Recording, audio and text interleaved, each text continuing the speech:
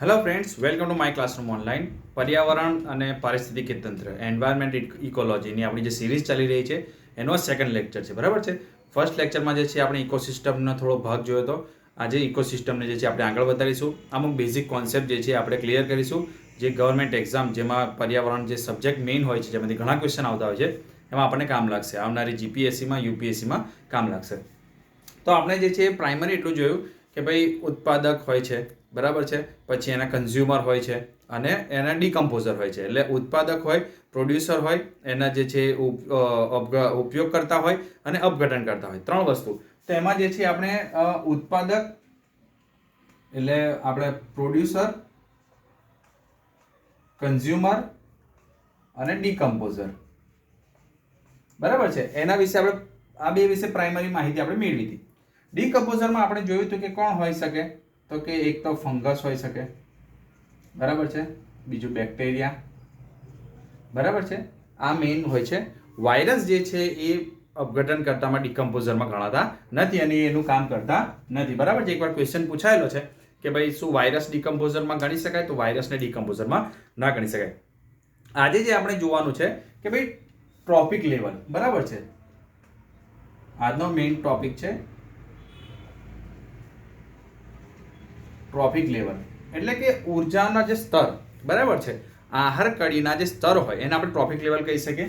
For example કે આપણે ઉત્પાદક જોઈએ તો કે ભાઈ ઘાસ છે, બરાબર છે. ઘાસ એને કોણ ખાય, તો કે ભાઈ નાના જીવજંતુ અથવા તો જે ફૂલોની ઉપર જે રહેતા હોય એ મધમાખી અથવા તો છે જે છે ભમરો, બરાબર છે. આપણે એક આહાર કડીની વાત કરીએ છીએ. એને કોણ ખાશે, દેડકો. દેડકાને કોણ ખાશે, સાપ. સાપને ખાશે મોર, બરાબર છે. તો આ થઈ આખી આહાર કડી, બરાબર છે. હવે આ જે છે આને આપણે કહીએ છીએ ઉત્પાદક, બરાબર છે. અને આ જે છે આપણા કન્ઝ્યુમર કહેવામાં આવે છે, બરાબર. પણ આ લોકો જે છે જે શાકાહારી હોય છે એ શું કરે છે કે ભાઈ એ ઘાસ જે ખાય છે, બરાબર છે. ઘાસ ખાઈને ઘાસ પેદા નથી કરતા, એ ઘાસ ખાઈને માંસ પેદા કરે છે, બરાબર. બકરી છે, ધારો કે બકરી ઘાસ ખાય છે પણ એ પ્રોડ્યુસ શું કરે છે, માંસ પેદા કરે છે, બરાબર. તો જે છે આમને પણ જે છે એ ઉત્પાદક તરીકે ગણવામાં આવે છે. પ્રાથમિક, દ્વિતીય ઉત્પાદક જો શબ્દ કોઈ જગ્યાએ આવે તો તમે શાકાહારી જીવને એમાં લઈ શકો, બરાબર છે. બીજું કે આ જે પણ આહાર કડી આપણે જે જોઈ, બરાબર છે, તો ટ્રોપિક લેવલ 1 થી 2 માં જ્યારે જશે, બરાબર છે. ધારો કે આમ આપણે આ જોઈએ, બરાબર છે. આ પિરામિડ છે, અહીંયા આવશે શાકાહારી, બરાબર છે. એની નીચે આવશે પહેલા તો ઉત્પાદક આવશે, એની ઉપર શાકાહારી આવશે, શાકાહારીની ઉપર આવશે મિશ્રાહારી અને અહીંયા આવશે ફક્ત માંસાહારી, બરાબર છે. તો રાઇટર કહે છે કે આમાં જે છે એ ટ્રોપિક લેવલમાં એક ટ્રોપિક લેવલમાંથી બીજા ટ્રોપિક લેવલમાં જે છે ફક્ત 10% જ ઉર્જાનું જે છે એ ટ્રાન્સફોર્મ થાય છે. મતલબ કે આની જોડે જો 100 કિલો કેલરી હશે તો આને 10 મળશે, આને 0.1 મળશે, 0.01 મળશે, બરાબર છે. એટલે કે જેટલી આહાર કડી લાંબી હશે એટલું જે છે એ ઉપર જે છે પોષણનું ઉર્જાનું સ્તર જે છે એ મળવાનું ઓછું થતું જશે. કેમ કે 10% ઉર્જા એક ટ્રોપિક લેવલથી બીજા ટ્રોપિક લેવલમાં જાય છે. એટલે આહાર કડી માટે 3 વસ્તુ યાદ રાખવાની. એક તો જે છે કે આહાર શૃંખલા જેટલી નાની હોય એટલું સારું, બરાબર. જેટલી આહાર શૃંખલા નાની હશે, બરાબર. ધારો કે આપણે જોઈએ ઘાસને ખાધું હરણે, હરણે ખાધું વાઘે, બરાબર છે. તો આટલી જો નાની હશે તો જે છે એ ઉર્જાનો લોસ ઓછો થશે. અહીંથી 10% અહીં જશે, અહીંથી અહીં પહોંચી જશે, બરાબર છે. તો હજુ પણ જો કોઈક લાંબી જેમ કે આમાં 1 2 3 4 5 સ્તર છે તો જે છે ઉર્જાનો જે છે એટલું ઉપર ખૂબ ઓછી જશે. બીજું કે સૌથી વધારે ઉર્જા કોણ મેળવશે, એવો કદાચ ક્વેશ્ચન પૂછવામાં. આ બધા એવા બેઝિક ક્વેશ્ચન છે કે જે ઇઝીલી કોઈ બુકમાં અવેલેબલ નહીં હોય, કારણ કે એન્વાયરમેન્ટ માટે કોઈ સ્પેસિફિક એવી બુક છે નહીં જે તમને આ એક્ઝામમાં કામ લાગે. તો જે છે નોટ્સ જાતે બનાવતા રહેવું પડશે. તો બીજું પહેલાં એવું પૂછે કે આહાર કડી ઉર્જાની દ્રષ્ટિએ જેટલી લાંબી હોય એટલું સારું. વાક્ય સાચું છે તો વાક્ય ખોટું છે. કેમ? જેટલી નાની હોય એટલું સારું. બીજું કે આહાર કડી જે ટ્રોપિક લેવલ જે છે એમાં સૌથી વધારે પોષણ જે છે એ છેલ્લો જે વ્યક્તિ હોય એ મેળવે છે, તો છેલ્લું જે જીવ હોય એ મેળવે છે. તો એ પણ સ્ટેટમેન્ટ ખોટું થશે. સૌથી વધારે ઉર્જા જે છે પ્રાથમિક જે ઉત્પાદક કહેવાય એ મેળવે છે. બીજું કે જેટલા શાકાહારી વધારે હશે, બરાબર, એટલું જે છે એ વાતાવરણ અને પર્યાવરણ પર દબાણ ઓછું થશે. કઈ રીતે? કે ધારો કે ઘાસ છે, તો ઘાસને જે છે પોતે ઉર્જા મેળવવા માટે કોના ઉપર ડિપેન્ડ છે? સૂર્ય ઉપર. તો સૌર ઉર્જાનો ઉપયોગ કરીને પોતે પ્રોડક્શન કરશે. એ પ્રોડક્શનનો ઉપયોગ કોણ વધારે કરશે? તો કે ભાઈ 10% લઈને જે છે હરણ. પણ જેટલા માંસાહારી પ્રાણીઓ વધારે હશે, તો એ જે છે એ ઘાસ તો ખાશે નહીં, તો એ હરણને ખાશે. તો ધારો કે એક વાઘ છે એ એક હરણને ખાય અને એક હરણ કેટલા બધા ઘાસને ખાય, બરાબર. તો આટલું ઘાસ ખાવાથી જે છે એ હરણને જેટલી તાકાત મળે, બની શકે કે એ તાકાત જે છે આગળ જતા 2 હરણ ખાય તો જે છે વાઘને એટલી તાકાત મળે જેટલી હરણે એક ઘાસ ખાઈને મેળવી લીધી. કેમ કે એના 10% લોસ થઈને એને મળી ગઈ બાકીની ઉર્જા, તો 10% હજુ એનામાંથી લોસ થઈને ઉપર જશે, બરાબર, વાઘ જોડે. તો કહેવાનો મતલબ કે જેટલું જે છે એ ઉપર માંસાહારીઓની સંખ્યા વધારે હશે એટલું શાકાહારીનો શિકાર વધારે કરશે. જેટલું શાકાહારીનો શિકાર વધારે કરશે એટલું જે છે એ ઘાસને એના ઉપર જે છે એ લોકોની ડિપેન્ડન્સી વધતી જશે. કેમ? ફોર એક્ઝામ્પલ ખબર પડી તમને કે ભાઈ ધારો કે કોઈ એક પ્રાણી છે, બરાબર, તો એ જો બધા પ્રાણી શાકાહારી હશે તો એ લોકો જે છે ઘાસ ખાઈને રહી લેશે. પણ 10% ઉર્જાના નિયમ પ્રમાણે એક વાઘ છે જે એ રોજના 1 કે 2 હરણ ખાશે ત્યારે જે છે એની ભૂખ ઓછી થશે. હવે એ હરણની સંખ્યા વધારવા માટે એ લોકો શું કરશે પોતે? તો કે ભાઈ ઘાસ ઉપર દબાણ આવશે. તો કહેવાનો મતલબ કે શાકાહારી હશે તો વધારે સારું, માંસાહારી હશે તો જે છે એ પર્યાવરણ ઉપર જે છે એ દબાણ વધારે થાય, કારણ કે એમના સુધી ઓછી ઉર્જા પહોંચે એટલે એમણે વધારે જે છે એ સ્ત્રોત ખેંચવાની કોશિશ કરવી પડે છે, બરાબર. પછી આપણે અમુક જે શબ્દાવલી સમજવાની છે.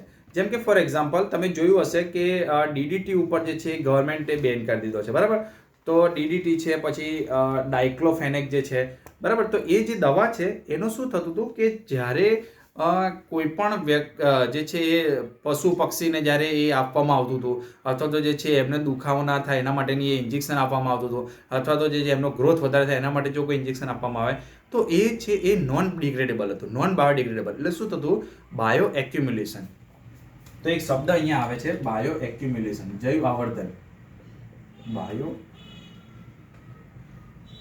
એક્યુમ્યુલેશન. એટલે શું થશે કે ભાઈ ધારો કે આ ઘાસ છે, બરાબર છે, આ ઘાસ છે, તો આમાં જે છે ડીડીટી નો છંટકાવ કર્યો, બરાબર છે. એ ડીડીટી નો છંટકાવ કર્યો, હવે એ એક ઘાસ ખાધું એક હરણે, બરાબર છે. તો આ જે છે એક ડીડીટી આમાં ઓગળશે નહીં, બરાબર છે.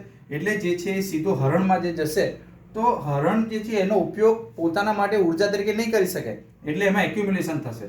પછી જે છે એવા ધારો કે 2 હરણ છે, 2 હરણને કોણ ખાધું? વાઘે. તો આ હરણે જે ઘાસ ખાધું હશે એની 10% ડીડીટી ધારો કે આવી, આ હરણે બી ઘાસ ખાધું 10% ડીડીટી આવી, એ વપરાય તો છે નહીં. તો જે છે વાઘની અંદર જે છે કેટલી આવશે? 20% ડીડીટી આવશે. કેમ કે વપરાયા વગર વધ્યા કરે છે. તો એક જીવની અંદર, એક પ્રજાતિની અંદર જ્યારે પણ કોઈ આવી નોન બાયોડિગ્રેડેબલ કોઈ વસ્તુ હોય, ડીડીટી અથવા ડાયક્લોફેનેક બી તમે કહી શકો, એ જો આવે તો એને બાયો એક્યુમ્યુલેશન કહેવાય. એક્યુમ્યુલેશન એટલે ભેગું થવું, ભેગું થતું જાય છે, બરાબર છે. બીજો એક શબ્દ આવે છે બાયો મેગ્નિફિકેશન.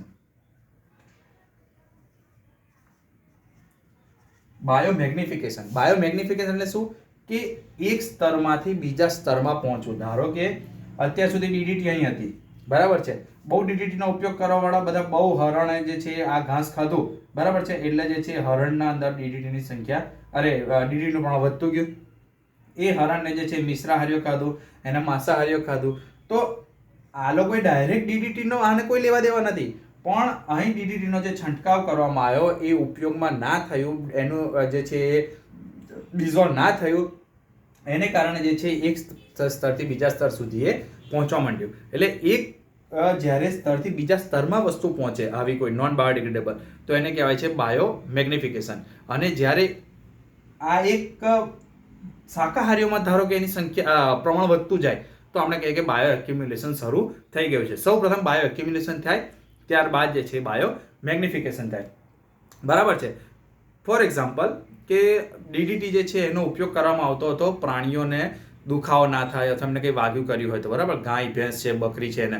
હવે શું થતું હતું કે એ એમને આપવામાં આવ્યું, એ વપરાતું હતું નહીં, એટલે એ જ્યારે ડેથ થાય એમની તો એને ખાય કોણ? આગળ જતા ગીધ છે, બાજ છે, બરાબર છે, એ સમડી છે, આ લોકો એનો ઉપયોગ કરે તો એમનામાં જે છે ડીડીટીનું એક્યુમ્યુલેશન વધારે થતું જોયું, બરાબર છે. કારણ કે એ લોકો આખી જિંદગીમાં જેટલું પણ ખાય એમાં જેટલી ડીડીટી આવી આગળ વપરાયેલી તો હતી નહીં, એટલે બધી એ લોકોમાં ટ્રાન્સફર થઈ. એને લીધે એમને કિડની ફેલિયરનો અને પ્રજનન અંગનો પ્રોબ્લેમ થયો, જેને કારણે આપણે જોતા હોય છે કે ભાઈ ગીધ જે છે અત્યારે બિલકુલ વિલુપ્તિની કગાર ઉપર આવીને ઊભા રહી ગયા છે, બરાબર છે. તો આ એક આપણું થયું. બીજું આપણે જોવાનું છે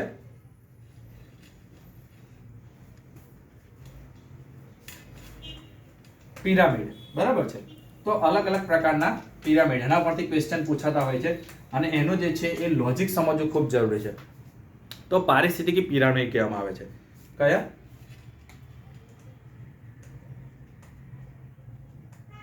પારિસ્થિતિકી પિરામિડ.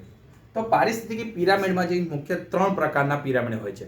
એક તો હોય છે ઉર્જા પિરામિડ, ઉર્જા પિરામિડ હોય છે.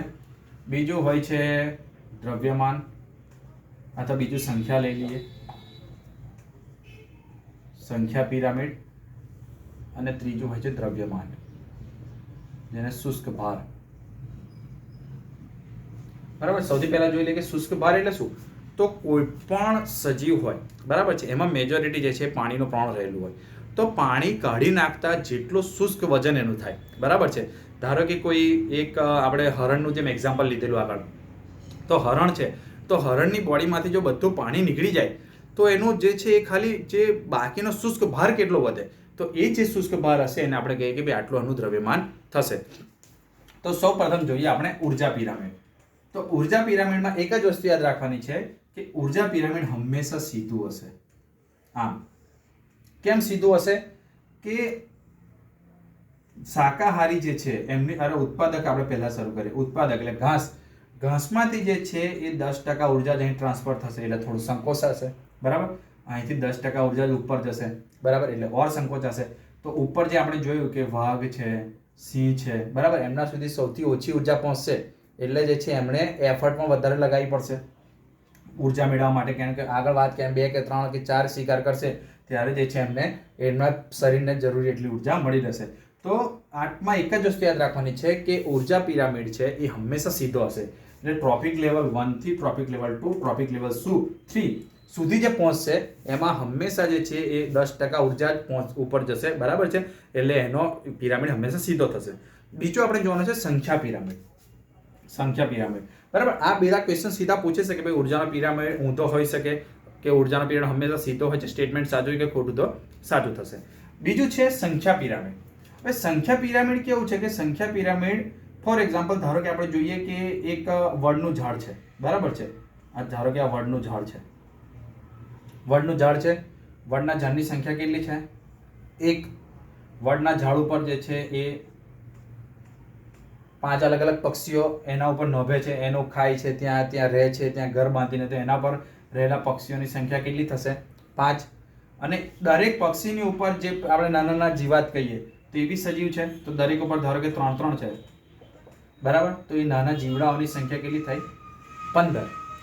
તો આ જે સંખ્યા પિરામિડ જે છે એ ઊંધો બનશે. કેમ કે આનું જે છે એ સંખ્યા એક જ હતી ઝાડની, બરાબર છે. ઝાડની સંખ્યા એક હતી, ત્યારબાદ થોડીક જે છે એ પક્ષીઓની સંખ્યા વધી, એની ઉપર જે છે જોવા જાય તો એની ઉપર નભવાવાળાની સંખ્યા વધી, બરાબર છે. તો આ પિરામિડ ઊંધો બનશે. દર વખતે ઊંધો નહીં બને, પણ સંખ્યા પિરામિડ ઊંધો પણ બની શકે. બીજું કે આવું જ એક્ઝામ્પલ આપણે લઈએ, ધારો કે દરિયાનું,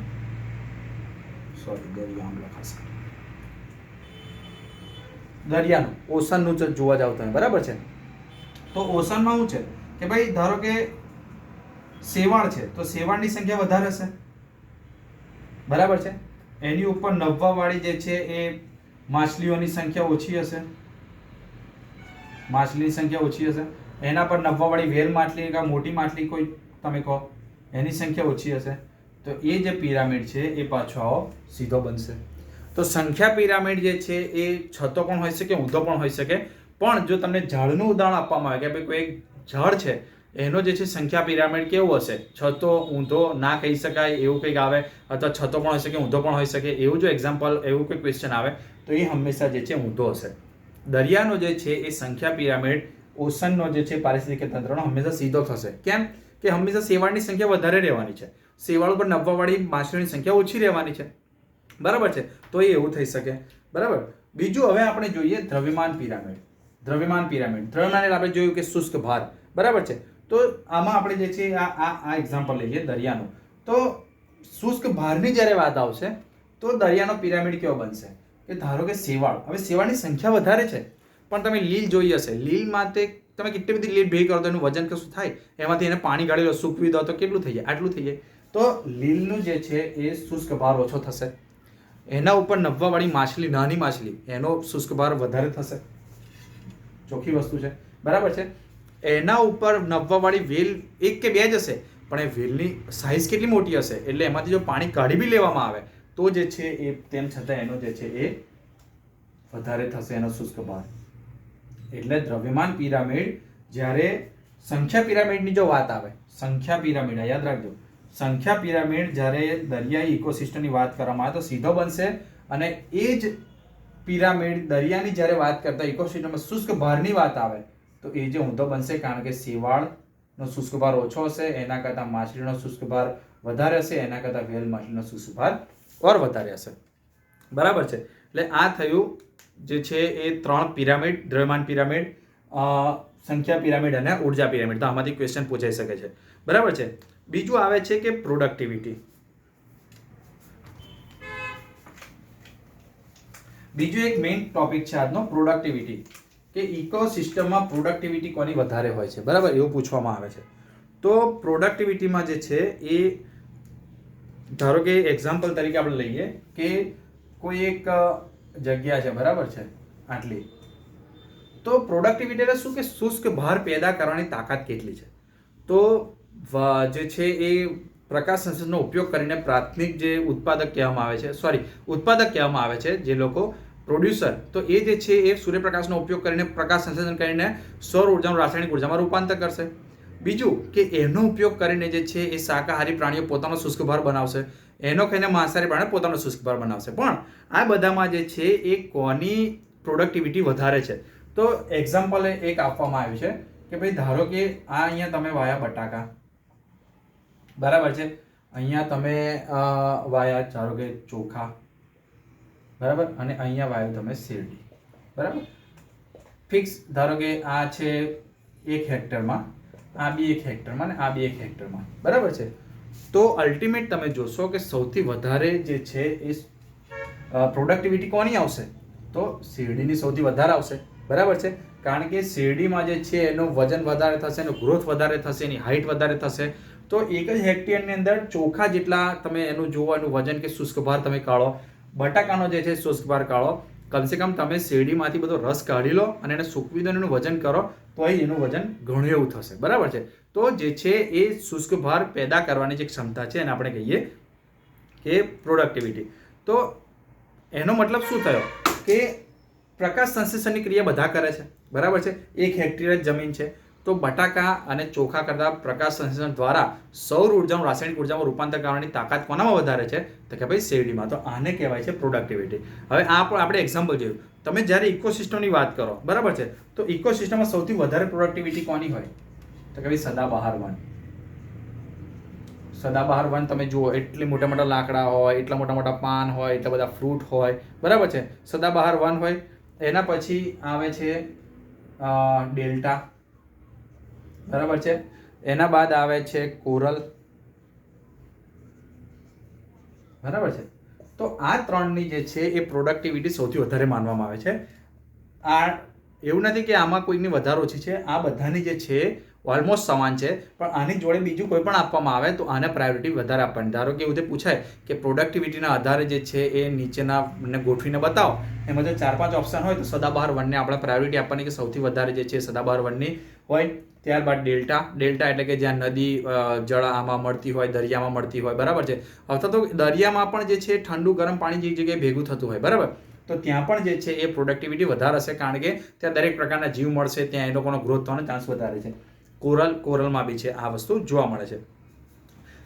આ થઈ અલગ અલગ ઇકોસિસ્ટમની વાત. હવે આપણે ખાલી વનની વાત કરીએ તો વનમાં સૌથી પહેલા કોણ આવશે તો સદાબહાર વન, બરાબર છે. એના કરતાં ઓછી પ્રોડક્ટિવિટી કોની હશે તો વર્ષાવન, એના કરતાં ઓછી પ્રોડક્ટિવિટી કોની હશે? તો કે ભાઈ શુષ્ક વન. અને એના કરતાં ઓછી પ્રોડક્ટિવિટી કોની હશે? શંકુધારી વન. શંકુધારી વન. તો જ્યારે આ રીતે વનનું જે છે એ પ્રોડક્ટિવિટીને જ્યારે પૂછવામાં આવે તો સૌથી વધારે સદાબહાર વનની પ્રોડક્ટિવિટી, ત્યારબાદ વર્ષા વનની, ત્યારબાદ શુષ્ક વનની, ત્યારબાદ શંકુધારી વનની. બરાબર છે. ઓકે, તો આજે છે જે આપણે લેક્ચરમાં, આજના લેક્ચરમાં આપણે આટલું જ જોઈશું. બરાબર છે. આના પછી જે છે આપણે જોવાના છીએ, આના પછી આપણો ટોપિક છે રિલેશન, સિમ્બાયોટિક રિલેશન, એટલે સહભોજી જે સંબંધો કોને કહેવાય. બરાબર છે. તો એ જોઈશું. સકારાત્મક, નકારાત્મક, પરજીવી જોડે શું સંબંધ હોય છે, બેને ફાયદો થાય છે, બેમાંથી એકને નુકસાન થાય છે, એના એક્ઝામ્પલ સાથે જે છે આપણી આખી વસ્તુ જોઈશું, જેથી જે છે એ વસ્તુ એક્ઝેક્ટ ખબર પડી જાય કે હા, કદાચ એક્ઝામમાં પૂછાય તો તમને એક્ઝામ્પલથી યાદ આવે કે ના, આ સહભોજીનું ઉદાહરણ છે, આ પરોપજીવીનું ઉદાહરણ છે, આમાં એકને ફાયદો થાય છે, એકને નુકસાન થાય છે, આ સિબલિંગનું ઉદાહરણ છે. બરાબર છે. તો એ આપણે જોઈશું.